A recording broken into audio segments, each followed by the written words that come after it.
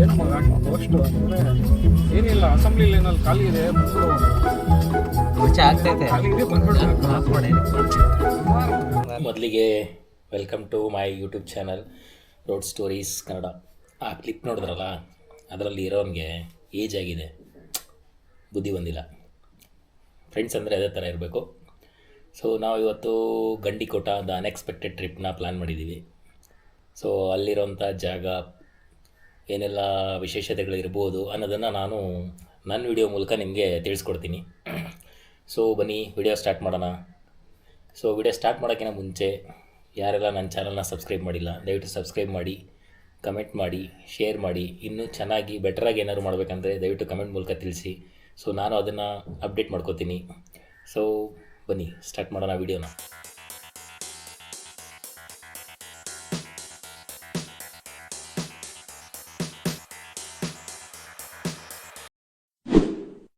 Continuous ಆಗಿ 5-5.5 hour ಗಾಡಿ ಓಡಿಸಿದ್ದೆಲ್ಲ ಈ ಜಾಗ ನೋಡಿದ ಮೇಲೆ ಫುಲ್ಲು ಖುಷಿ ಆಗ್ಬಿಡ್ತಪ್ಪ.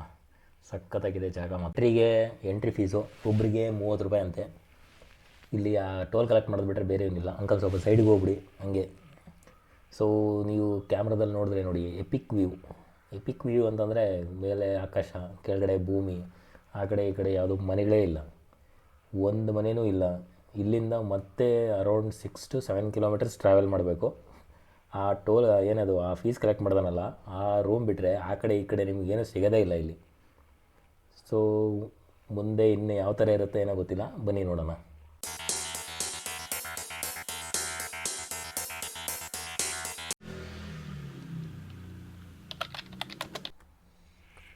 ಅಷ್ಟು ದೂರದಿಂದ ಜರ್ನಿ ಮಾಡಿ ಬಂದಮೇಲೆ ಫ್ರೆಶ್ ಅಪ್ ಆಗಲೇಬೇಕು. ಫ್ರೆಶ್ ಅಪ್ ಆಗೋದಕ್ಕೋಸ್ಕರ ನಾವು ಅಂದ್ಕೊಂಡಿದ್ವಿ ಏನೋ ಒಂದು ಹೋಮ್ ಸ್ಟೇಸ್ ಆ ಥರ ಎಲ್ಲ ಇರುತ್ತೆ ಅಂತ.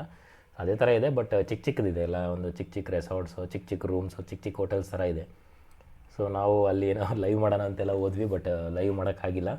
ತುಂಬ ಬಿಸಿಲು, ಮತ್ತು ನಮ್ಮ ಕ್ಯಾಮ್ರಾಮ್ಯಾನ್ ಕೂಡ ಏನೋ ಸಪೋರ್ಟ್ ಮಾಡಿಲ್ಲ, ಯಾಕಂದರೆ ತುಂಬ ಬಿಸಿಲಿತ್ತು. ಆಮೇಲೆ ತುಂಬ ಲೇಟ್ ಆಗಿಬಿಟ್ಟಿತ್ತು. ನಾವು ಆ್ಯಕ್ಚುಲಿ ಅರ್ಲಿ ಮಾರ್ನಿಂಗ್ ರೀಚ್ ಆದರೆ ನಿಮಗೆ ಚೆನ್ನಾಗಿರುತ್ತೆ. ಕೆಲವರೆಲ್ಲ ನೈಟಲ್ಲೇ ಬಂದುಬಿಟ್ಟು ಸ್ಟೇ ಆಗಿರ್ತಾರೆ. ಬಟ್ ನಾವು ಬೆಳಿಗ್ಗೆ ಹೋಗಿದ್ದರಿಂದ ಸೊ ಫ್ರೆಶ್ ಅಪ್ ಆಗಿ ಎಲ್ಲ ಆ ಪ್ಲೇಸ್ನೆಲ್ಲ ಕವರ್ ಮಾಡಬೇಕಂದ್ರೆ ತುಂಬ ಟೈಮ್ ಆಗುತ್ತೆ ಅಂತ ಅಂದ್ಬಿಟ್ಟು ಒಂದು ಸರಿ ನಾವು ಇದ್ದಿದ್ದ ಜಾಗ ಮತ್ತು ಅದರದ್ದು ಚಾರ್ಜಸ್ ಏನಿರುತ್ತೆ ಅಂತ ಅಂದ್ಬಿಟ್ಟು ಒಂದು ಸರಿ ಹೇಳ್ಬಿಡೋಣ ಅಂತ ಅಂದ್ಬಿಟ್ಟು ಒಂದು ವೀಡಿಯೋ ಮಾಡಿದೆ. ನಾವು ಇದ್ದಿದ್ದಂಥ ಜಾಗ ಒಂದು ಪಲ್ಲವಿ ರೆಸಾರ್ಟ್ ಅಂದ್ಬಿಟ್ಟು 100 ರೂಪೀಸ್, 1 ಅವರ್ಗೆ 100 ರೂಪೀಸ್, ಜಸ್ಟ್ ಫ್ರೆಶ್ ಅಪ್ ಆಗ್ಬಿಟ್ಟು ಹೋಗ್ಬಿಡ್ತೀವಿ ಅಂತಂದ್ವಿ. ಅದಕ್ಕೋಸ್ಕರ ಅಣ್ಣ ಒಪ್ಕೊಂಡ್ರು.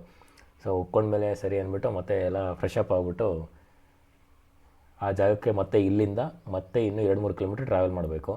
ನಮ್ಮ ಹುಡುಗರು ಆಲ್ರೆಡಿ ಎಲ್ಲ ಒಳಗಡೆ ಫ್ರೆಶ್ ಅಪ್ ಆಗ್ಬಿಟ್ಟು ಎಲ್ಲ ಕೂತಿದ್ದಾರೆ. ಬನ್ನಿ ಹೋಗೋಣ, ಯಾವ ಥರ ಇದೆ ಅಂತೆಲ್ಲ ತೋರಿಸ್ತೀನಿ. 1 ಅವರ್ಗೆ ಆರಾಮಾಗಿ ರೆಸ್ಟ್ ಮಾಡ್ತಿದ್ದಾರೆ. ಇವ್ನು ಕ್ಯಾಮ್ರಾಗೆ ಏನೋ ಮುಖ ತೋರಿಸೋಣ ಅಂತ ಅನಿಸುತ್ತೆ.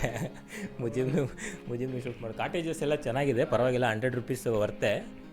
ಸೊ ನೀವು ವಾಶ್ರೂಮ್ ಎಲ್ಲ ಫ್ಯಾಮಿಲಿ ಬಂದರೂ ಇರ್ಬೋದು, ಏನು ತೊಂದರೆ ಇಲ್ಲ. 1 ಅವರ್ಗೆಲ್ಲ ನಿಂದು ನೀನೇ ನೋಡ್ಕೊಬಿಡು. ಯಾರೋ ಏನೋ ಬರೋ ಇಲ್ಲಿ ವಾಶ್ರೂಮ್ ಎಲ್ಲ ತೋರಿಸ್ಬಾರ್ದಾ? ಫ್ರೆಶ್ ಅಪ್ ಆಗ್ಬಿಟ್ಟು ಮತ್ತೆ ಹೊರಟ್ವಿ. ಬಿಸಿಲು ಮೂಕ್ಲೇರಿಯೇ ಹೊಡಿತಾಯಿತ್ತು. ಅಲ್ಲಿಂದ ಮತ್ತೆ ಒಂದು 2 ಕಿಲೋಮೀಟ್ರ್ ಟ್ರಾವೆಲ್ ಮಾಡಬೇಕಂತೆ. ಮತ್ತೆ ಕೋಟೆ ಅದು ಇದು ಎಲ್ಲ ನೋಡಬೇಕಂತಂದರೆ ಇಲ್ಲೂ ಸೇಮು. ಅಲ್ಲಿ ಆ ಕಡೆ ಈ ಕಡೆ ನಿಮಗೇನು ಸಿಗೋದಿಲ್ಲ, ಬರೀ ಹೋಟೆಲು ಅದು ಇದು ಮಾತ್ರ ಸಿಗುತ್ತೆ. ಪಾರ್ಕಿಂಗು ಕೋಟೆ ಆಚೆ ಅಂತ ಅಂದ್ಕೊಂಬಿಟ್ಟು ಕೋಟೆ ಆಚೆನೇ ಪಾರ್ಕ್ ಮಾಡಿದ್ವಿ. ಬಟ್ ಕೋಟೆಯಿಂದ ಒಳಗಡೆ ಹೋಗ್ಬೋದಂತೆ. ಸೊ ಕೋಟೆ ದಾಟ್ಕೊಂಡೋದ್ರೆ ಆ ಕಡೆ ನಮಗೆ ಜುಮ್ಮಾ ಮಸೀದ್ ಮತ್ತು ಬೇರೆ ಬೇರೆ ಏನೆಲ್ಲ ಇದೆಯಲ್ಲ ಅದೆಲ್ಲ ಸಿಗುತ್ತೆ. ಇನ್ನು ಕೋಟೆ ಇತಿಹಾಸ ಒಂದು ಸರಿ ನಾವು ಮೆಲುಕು ಹಾಕೋದಾದರೆ, ಈ ಕೋಟೆನ ಬೇರೆ ಬೇರೆ ರಾಜ್ಯಗಳು ಬೇರೆ ಬೇರೆ ಟೈಮಲ್ಲಿ ಬೇರೆ ಬೇರೆ ರೀತಿ ಆಳ್ವಿಕೆ ಮಾಡಿದ್ದಾರೆ. ಅದರಲ್ಲಿ ಮೊದಲನೇ ಬಂದರೆ ಕಲ್ಯಾಣಿ ಚಾಲುಕ್ಯರು, ಮತ್ತು ಪೆಮ್ಮಸಾನಿ ನಾಯಕರು ಮತ್ತು ಗೋಲ್ಕೊಂಡ ಸುಲ್ತಾನರು. ಸೊ ಮತ್ತು ಕಲ್ಯಾಣಿ ಚಾಳುಕ್ಯರ ಆಡಳಿತಗಾರಾದ ಸಾಮಂತಕರ ಕಾಕರಾಜನು ಮರಳುಕೋಟೆ ನಿರ್ಮಿಸಿದ್ದಾನೆ. ಈ ಎಂಟ್ರೆನ್ಸ್ ನಮ್ಮದು ಕೋಟೆ ಇದೆಯಲ್ಲ, ಈ ಕೋಟೆ. ನೆಕ್ಸ್ಟ್ ಬಂದಿದ್ದು ಮುಸ್ಲಿಂ ಆಳ್ವಿಕೆಯಲ್ಲಿ ಇಸ್ಲಾಮಿಕ್ ವಾಸ್ತುಶಿಲ್ಪದ ವಿವಿಧ ಸೇರ್ಪಡೆಗಳು.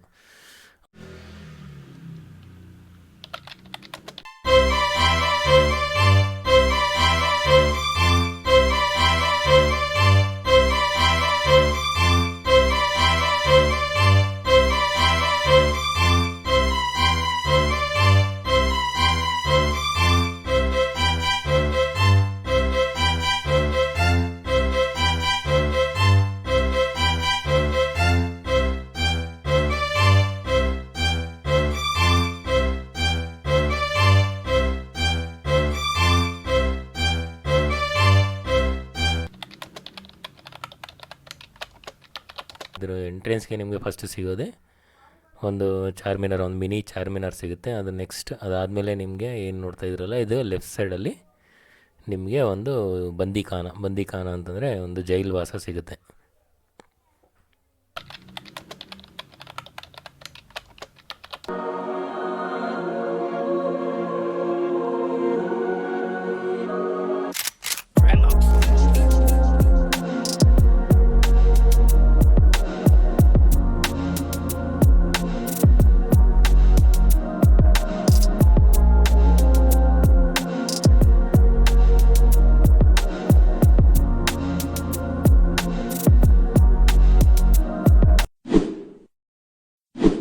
ಯಾವುದು ಗುರು ಇದು, ಯಾವುದೋ ಗನ್ ಫೌಂಡ್ರಿ ಅಂತೆ. ಗನ್ ಫೌಂಡ್ರಿ ಆರಾಮಾಗಿ ಒಳಗಡೆ ಬಂದರೆ ನೋಡಿ, ಫೋರ್ಟ್ ಹತ್ರನೇ ಪಾರ್ಕಿಂಗ್ ಮಾಡ್ಕೋಬೋದು.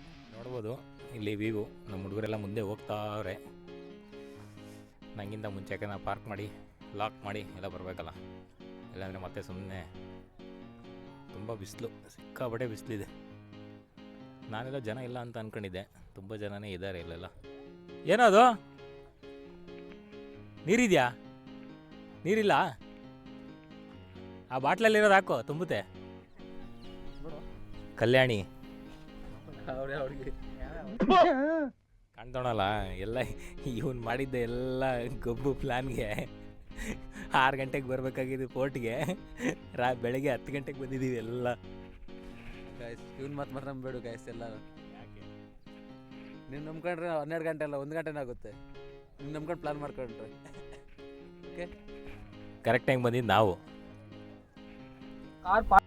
ಇಲ್ಲಿಗೆ ಬಂದರೆ ಏನಿದೆ ಅಂದರೆ ಈ Jumma mosque granary Ranganayakula temple Penna river valley.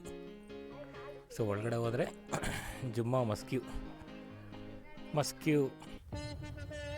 So ಜುಮ್ಮಾ ಮಸ್ಜಿದ್ ಒಳಗಡೆ ಎಂಟ್ರಿ ಆಗಿದ ತಕ್ಷಣ ನಿಮ್ಗೆ ಇಷ್ಟು ದೊಡ್ಡ ಪ್ರಾಂಗಣ. 1304 ನಂತರ ಇಸ್ಲಾಮಿಕ್ ನಿರ್ಮಿಸಿದಂಥ ಒಂದು ಮಸ್ಕಿಯು ಇದು. ಸೊ ನಮ್ಮ ಹುಡುಗರು ಆಲ್ರೆಡಿ ಹೋಗಿ ಮತ್ತೆ ವಾಪಸ್ ಬರ್ತಾಯಿದ್ದಾರೆ, ಕೇಳೋಣ ಏನಂತಾರೆ ಅಂತ. ನಮ್ಮ ಹುಡುಗರು ಅವರೆಲ್ಲ ಆಲ್ರೆಡಿ ನೋಡ್ಬಿಟ್ರಾ? ಏನಿದೆ ನೋಡೋಣ. ಚಪ್ಪಲ್ ಹಾಕೊಂಡು ಹೋಗೋದಾ?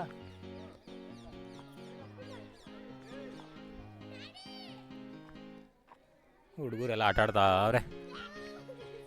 ಏನಿಲ್ಲ, ಯಾರೂ ಇಲ್ಲ, ಮೇಂಟೆನೆನ್ಸೇ ಇಲ್ಲ ಗುರು ಇಲ್ಲಿ. ಏನಂತದೆ ಬರ್ದಾಕೋರೆ.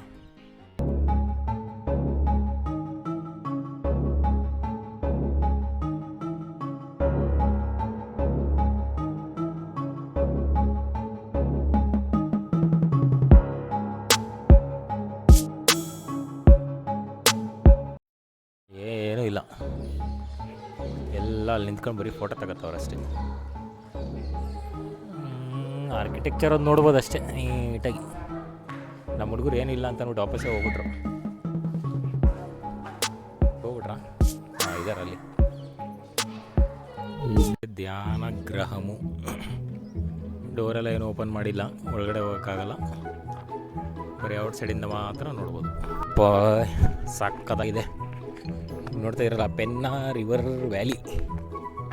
ಜನ ಎಲ್ಲ ಇಲ್ಲೇ ಅವರೇ. ನಿಮ್ಗೇನು ಫಿಲಮ್ಸಲ್ಲೆಲ್ಲ ತೋರಿಸ್ತಾರಲ್ಲ ಆ ವ್ಯಾಲಿ ಇದೆ. ಹತ್ರಕ್ಕೆ ಹೋಗ್ಬಿಟ್ಟು ತೋರಿಸ್ತೀನಿ. ಹಾಗೆ ಹೋಗೋಣ. ಎಲ್ಲ ಫೋಟೋಗೆಲ್ಲ ಪೋಸ್ ಕೊಡ್ತಾರೆ ನಮ್ಮ ಹುಡುಗರೆಲ್ಲ. ಆಲ್ರೆಡಿ ಹೋಗ್ಬಿಟ್ಟವ್ರೆ. ನಾನು ಹಿಂದೆ ಸ್ವಲ್ಪ ಕವರ್ ಮಾಡ್ಕೊಬರೋ ಅಷ್ಟೊತ್ತಿಗೆ ಪೆನ್ನಾ ರಿವರ್ ವ್ಯಾಲಿ ಮೇಲೆ ಒಂದು ಸ್ವಲ್ಪ ದೂರ ನಡ್ಕೊಂಡು ಕೂಡ ನೋಡ್ಬೋದು. ಹಾಗೆ ಎಲ್ಲ ಫೋಟೋ ಗಿಡಗೆಲ್ಲ ಪೋಸ್ ಕೊಡ್ತಾರೆ ಇರೋದು.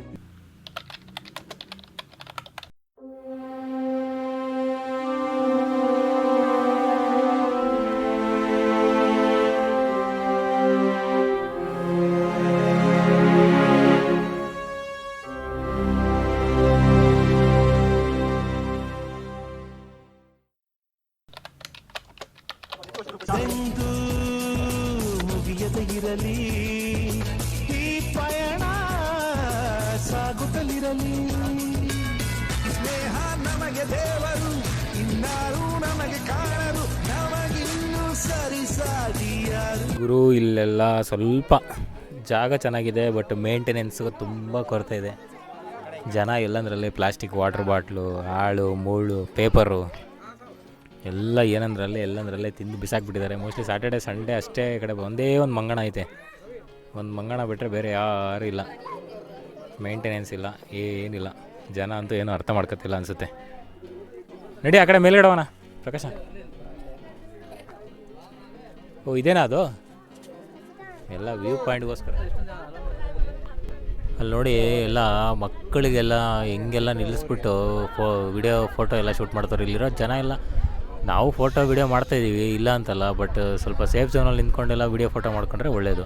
ಆ ಮಕ್ಕಳನ್ನೆಲ್ಲ ತುಂಬ ಮೇಲ್ಗಡೆ ನಿಲ್ಲಿಸ್ಬಿಟ್ಟು ನೋಡಿ ಇಲ್ಲೆಲ್ಲ ಫುಲ್ ಕೊನೆಗೆಲ್ಲ ಹೋಗ್ತವ್ರೆ. ಗುರು ಪೆನ್ನಾರ್ ಇವರ್ ನೋಡೋಕ್ಕೆ 2 ಅವರ್ ಮಾಡಿಬಿಟ್ರು ಫೋಟೋಗಳು, ವಿಡಿಯೋಗಳು, ಫೋಟೋ ಶೂಟುಗಳು ಎಲ್ಲ ಮಾಡಿಕೊಂಡು.